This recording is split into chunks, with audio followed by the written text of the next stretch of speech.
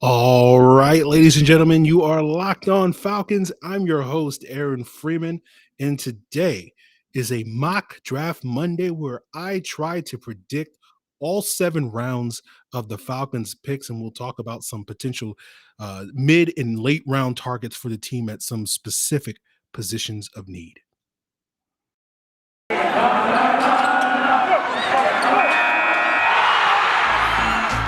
You are Locked On Falcons, your daily Atlanta Falcons podcast. Part of the Locked On Podcast Network, your team every day.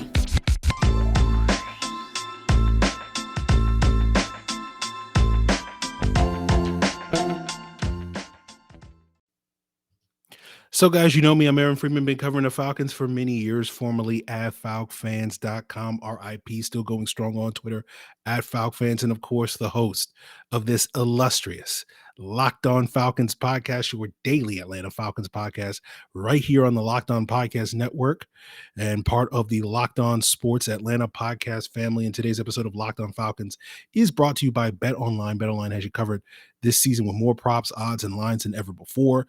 BetOnline is where the game starts.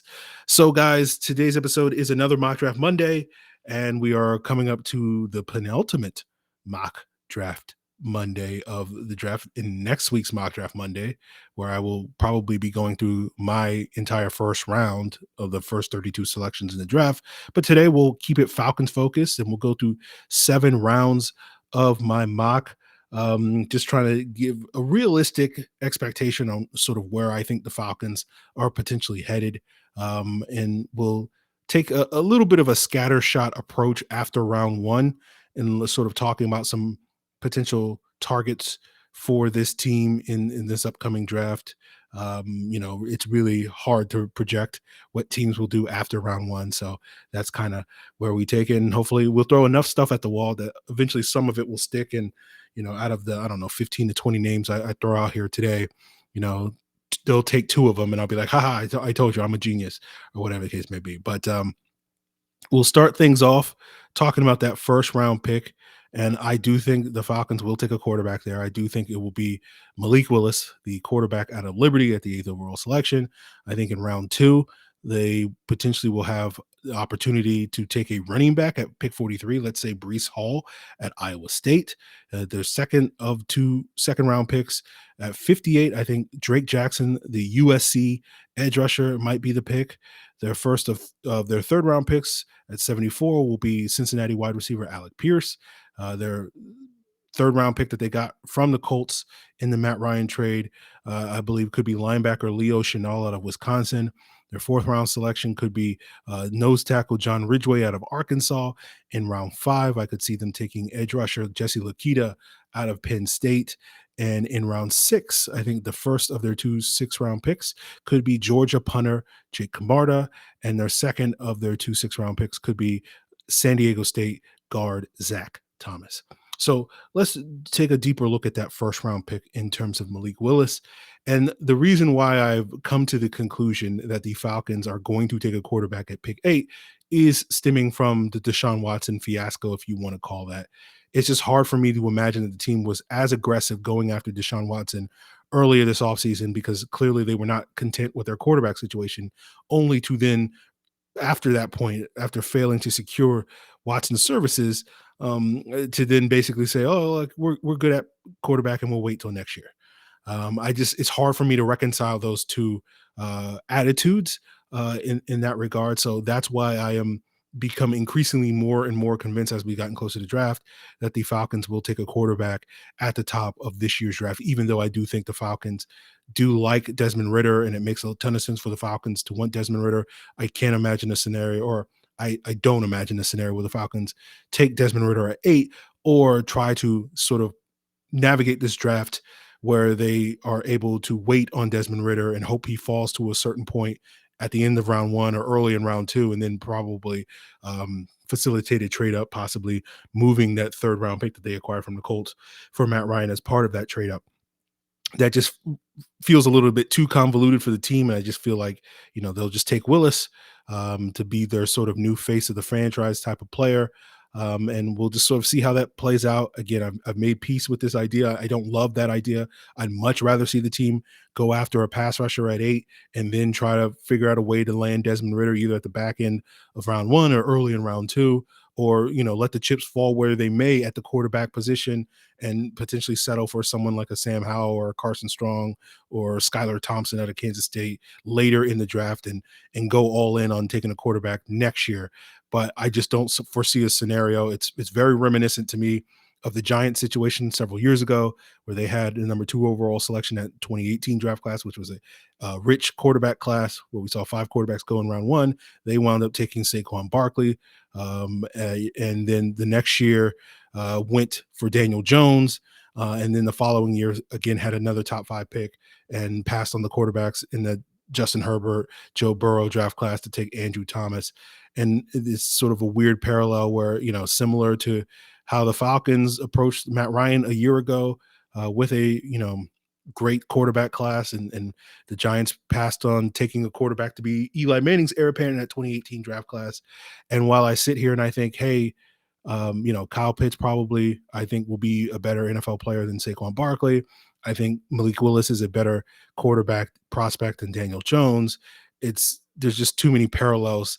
And this is part of my negativity, you could say, or my hesitant to be praising of this regime, because it feels like they just pulled a Dave Gettleman, maybe a better version of what the Giants pulled under Dave Gettleman in his first year as the general manager in 2018. But it looks to me like it's hard for me to get behind this idea that we're basically betting on, the Falcons landing one of these quarterbacks. So we'll see how it turns out. I would love to be wrong about this. If they do go with a pass rusher at the top of this draft, I expect it to be Jermaine Johnson out of Florida State, as opposed to someone like Kayvon Thibodeaux out of Oregon. I do think Thibodeaux potentially has a strong probability to be there at pick 8. But, whether you buy into the sort of personality issues that, Thibodeaux allegedly has, to me, there's enough smoke there that it's hard for me to imagine the Falcons selecting Thibodeaux, just because, like, when you're starting your rebuild, again, it's hard to sit here and say, as someone outside that situation and doesn't know him, to be overly judgmental on Thibodeaux's quote unquote personality issues.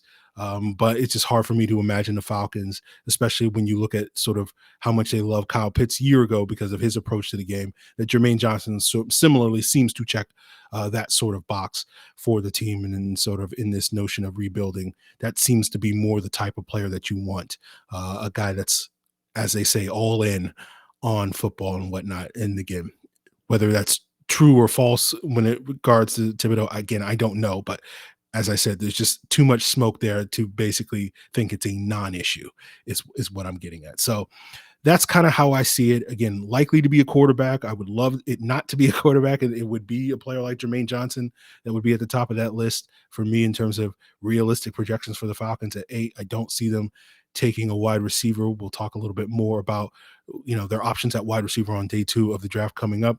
I should mention a sort of extremely remote possibility for the Falcons at 8, and that's Ike Ekwonu. I think the Falcons would absolutely love to get the NC State offensive tackle. I think the circumstances in which he would be there at 8 would require, a bunch of edge rushers to go, 2 quarterbacks potentially, and that probably requires a team like New Orleans trading up into the top 5 to get Malik Willis, and then Carolina taking Kenny Pickett, and then you're kind of hoping like that 7th player, is someone like Sauce Gardner, in addition to like at least 3 edges and probably Evan Neal. And then in these sort of extremely remote circumstances, their Ike Ekwonu falls to the Falcons at 8. Again, I think it's very unlikely given how many offensive line needy teams are picking between picks 3 through 7, with Houston, the Giants, the Jets, Carolina as well.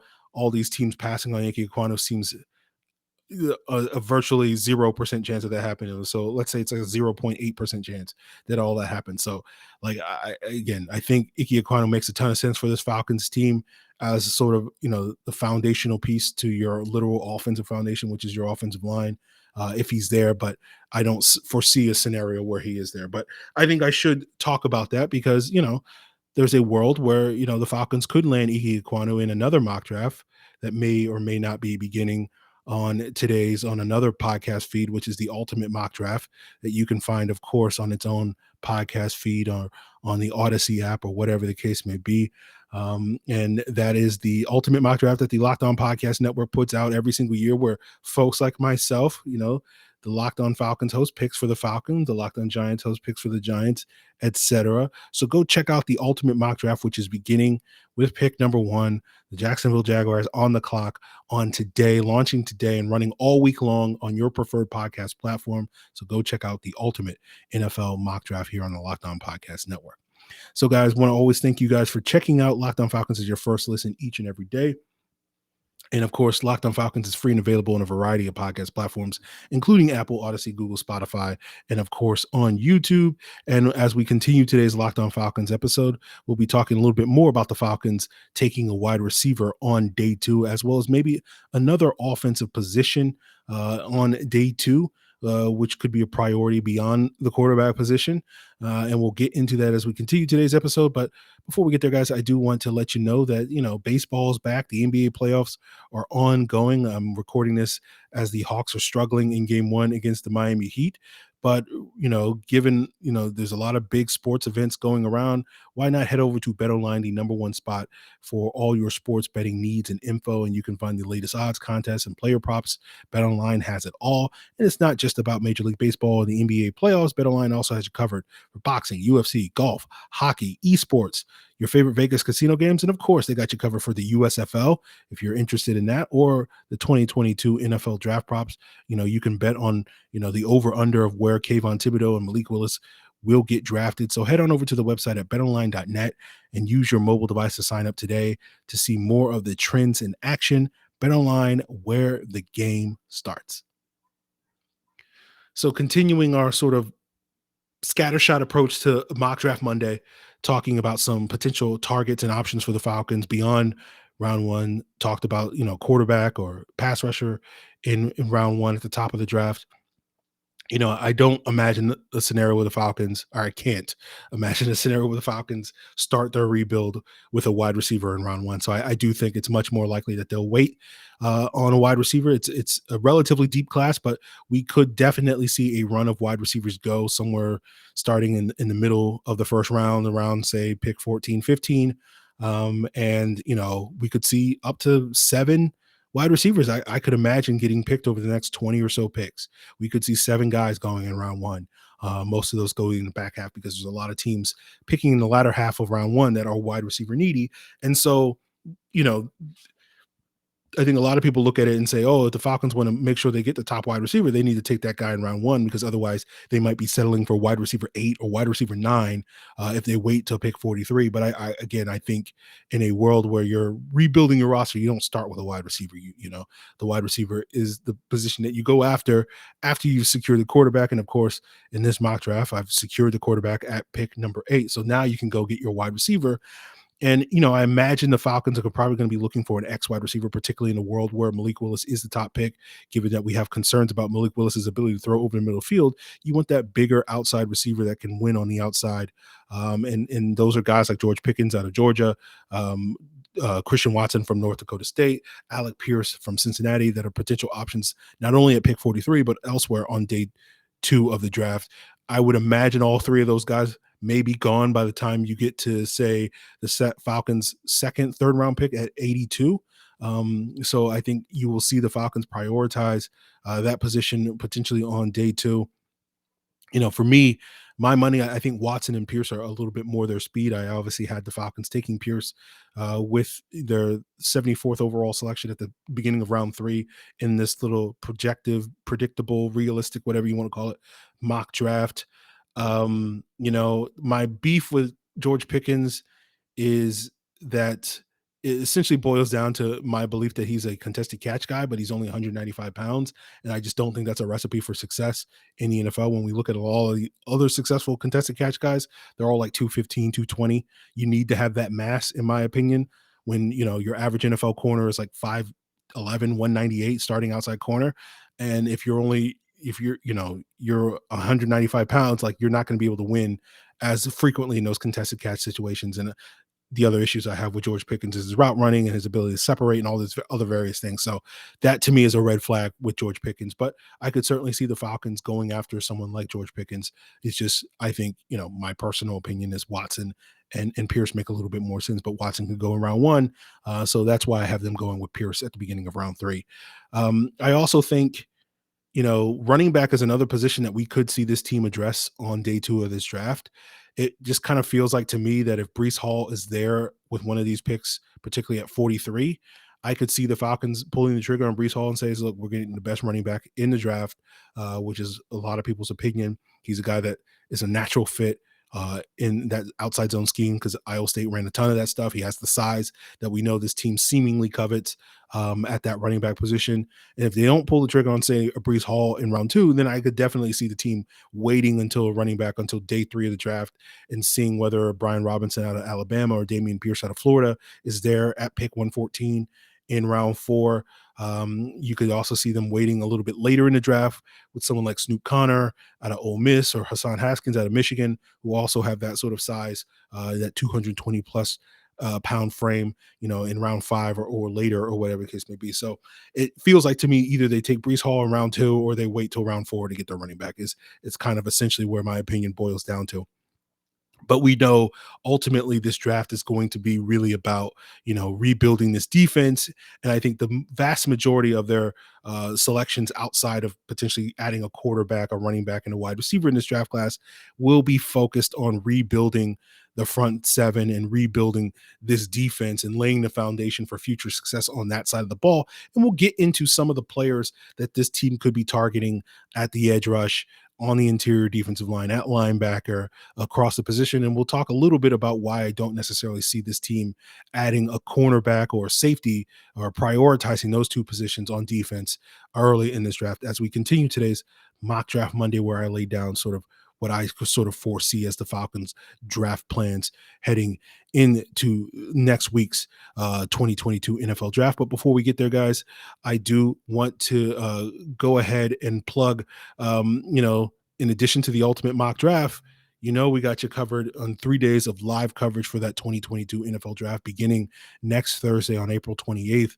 Of course, you can find all that coverage on the Locked On NFL Draft live page on your preferred podcast platform, whether it's YouTube or Facebook. We'll be covering it all live, and just search for that there. And of course, in addition to the live coverage, that all the Locked On shows, including Locked On Falcons, will have you covered all weekend long to break down every single pick for every single team and how certain players and picks fit or don't fit. Of course, you'll find them all on your preferred podcast platform, whether it's Apple, Odyssey, Google, Spotify, or on YouTube. And guys, I want to tell you about Built Bar, the protein bar that tastes just like a candy bar, even better than a candy bar, because Built Bars not only taste good, but they're good for you because they're low in sugar and calories and carbs, but high in protein and fiber. And I know personally, because over draft weekend, busy cranking out these content, staying up late night to get you these videos and these post draft selection reactions, you need your energy, especially first thing in the morning. And why not start your day with a blueberry muffin, but a healthy version of a blueberry muffin with the Built Bar flavor. But whether you want to try the puffs with the first protein infused marshmallow flavor that comes in flavors like churro and coconut marshmallow and banana cream pie, or you want to start your day with that blueberry muffin, or indulge in a healthy dessert like raspberry cheesecake, or love the combination of peanut butter and chocolate, that combination is undefeated. You can find all your favorites by heading on over to built.com and use the promo code LOCKED15 when you get there, and you'll get 15% off your order. Again, that's promo code LOCKED15 for 15% off at built.com. So I personally think when it comes to the Falcons rebuilding their defense, if that's what you want to call it, in this draft, I think they will devote the vast majority of their selections to the front seven and not really the secondary. I'm hesitant to foresee them significantly addressing the secondary in this draft class.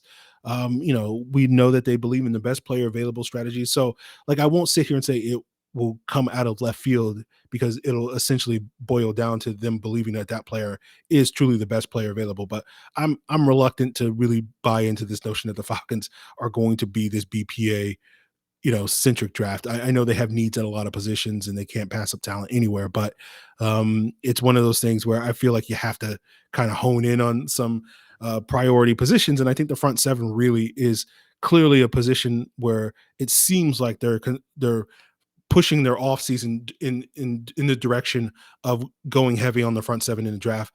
And that's largely due to the fact that when you include re-signings like the Isaiah Olivers and the Anthony Rushes, they've added 7 defensive backs this offseason and only 4 front seven players, right? And that includes Vincent Taylor, who they signed on Saturday.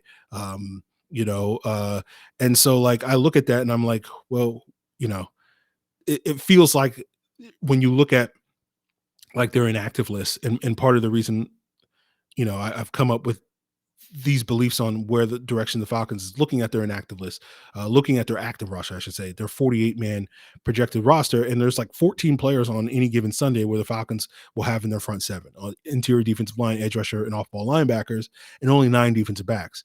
And I think right now, when you look at their defensive backs, they have the 9 guys that'll probably be active on Sunday. So if they're going to draft the defensive back, it's going to have to be someone that they know day one is going to come in and start for them, right? Because in all likelihood, it's not going to be as if that guy's going to come in, unless he's an absolute ace on special teams, is going to come in and unseat guys like Avery Williams and Dean Marlowe and some of these other guys that are proven special teams players. So again, that's a scenario where you could see the Falcons going after a defensive back maybe in round 1. But after that point in time, as we saw with guys like Richie Grant and Darren Hall, some of these second and third round defensive backs are by no means guaranteed to start for this team right away. So I feel like the Falcons may wind up punting on the defensive backfield in this draft and focus their attention on the front seven. And I think the key position is going to be edge rusher. As we mentioned earlier, I certainly think edge rusher is certainly an option for them in round 1, but more than likely, again, I think they'll probably wind up waiting to day 2 to address this. I know they're probably hopeful that, someone like an Arnold Ebiketie out of Penn State or Boye Mafe out of Minnesota fall to them at 43, but I think both of those guys could go in round 1 and certainly, if not, then certainly will be high on teams' boards at the beginning of round 2. I know David Ojabo is another player that a lot of people love that, earlier this offseason, we were talking about him being possibly the 8th overall selection for the Falcons. And due to the Achilles tear that he suffered on his pro day, is probably going to fall at some point into round 2 and possibly even round 3, depending on where teams feel he is at that. And we talked about this before on previous episodes of the podcast. I am not that convinced that the Falcons are going to take a chance on one of these quote unquote red shirt players like a David Ojabo in round 2 or Jamison Williams, a wide receiver out of Alabama in round 1. I just think the Falcons need to get guys on the field right away. And so like, as good as Ojabo could be in the future, I just think the Falcons need a little bit more help. And so therefore I am not of the belief that the Falcons will pull the trigger on a guy like Ojabo at 43, even though most people would agree a fully healthy guy is probably one of the 10 to 15 best prospects in this draft class and certainly would fit the best player available strategy. So instead, this is part of the reason why I would like to see the team address their edge rush need at 8 rather than waiting, because I just think the quality of players that are going to be there in day 2 and later in the draft is a significant drop off from the guys that you could get potentially in the top 10 of this draft outside of Ojabo.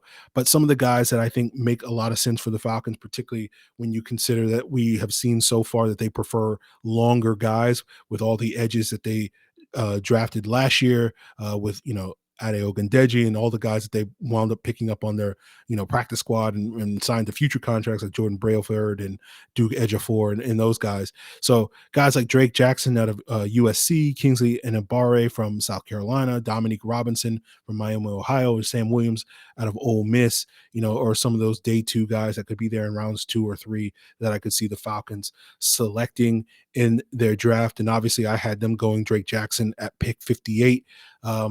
In this mock. So we'll see how that plays out. I think the other positions that the Falcons will want to address in their front seven is off-ball linebacker. We know that with the addition of Rashaan Evans, it's not necessarily as pressing a need because, I think as of, a week or 2 ago before the Evans signing, you were possibly looking at, off-ball linebacker being that pick at pick 43. I think they'll probably afford to wait on that. And I had them, of course, taking Leo Chenal at the end of round 3 at pick 82.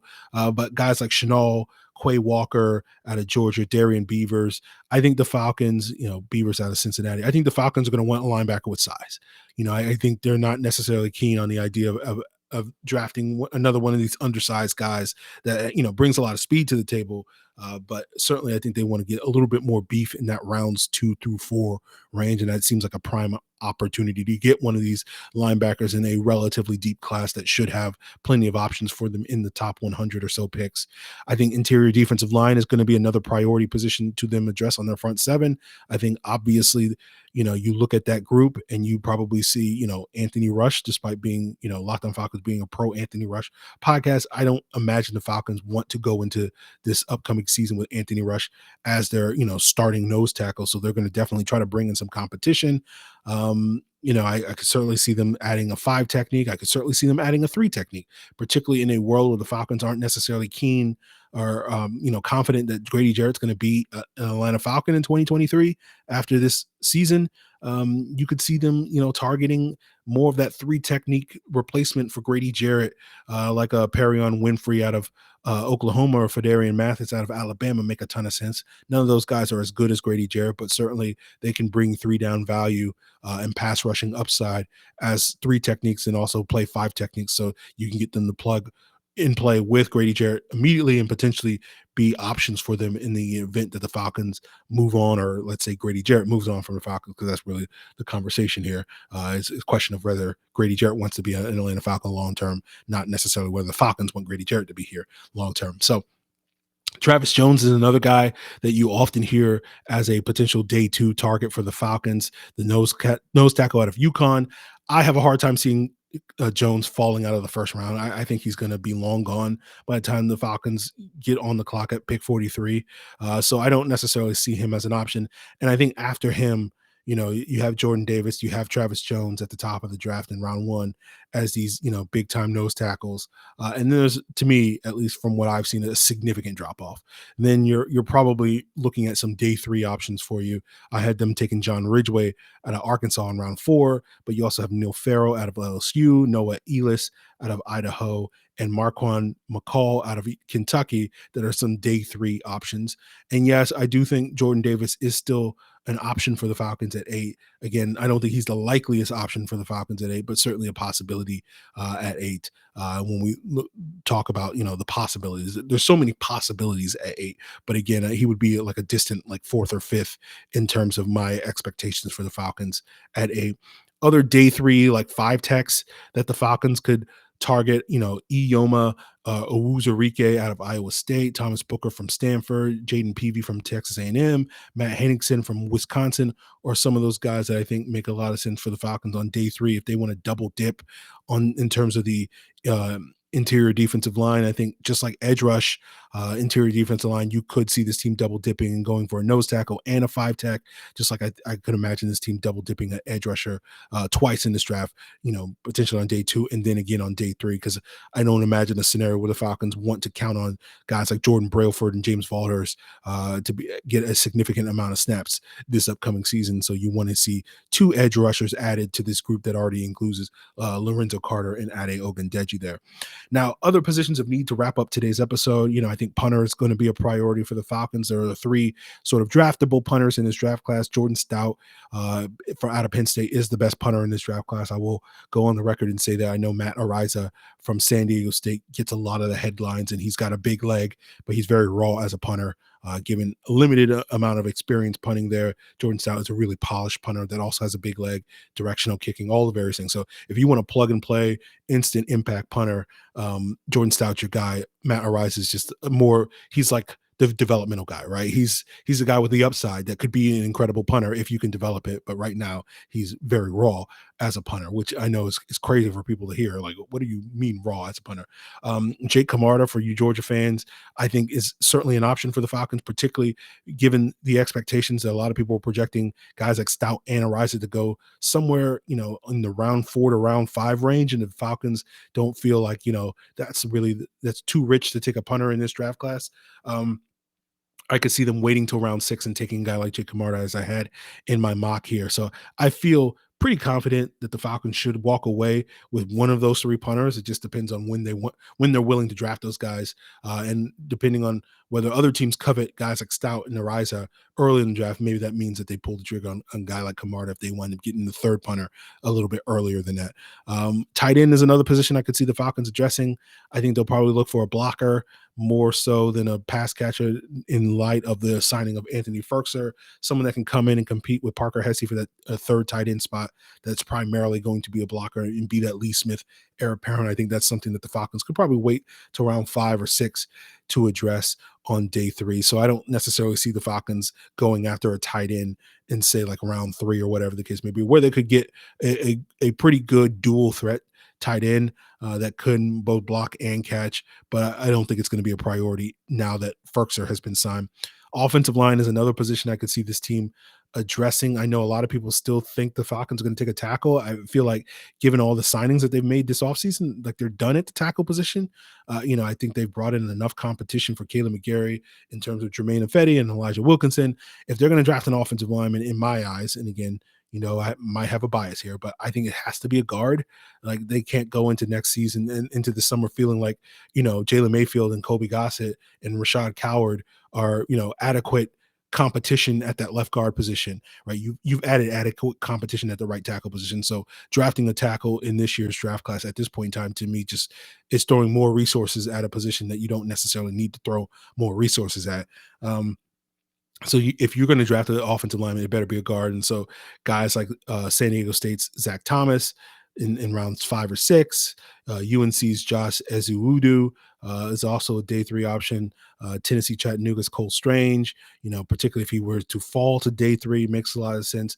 It's hard for me to see too many options for the Falcons on the offensive line, on the interior offensive line, that are athletic enough to play in their outside zone scheme, but also have length, because it seems like the Falcons have learned their lesson, that when you look at, some of the players that have not necessarily made an impact, whether we're talking about Mayfield, whether we're talking about Caleb McGarry, Hennessy, and Drew Dahlman, the question marks along their offensive line are all guys that have questionable length at their respective positions. So I imagine the Falcons will correct that issue and target guys that also have plus length at the position.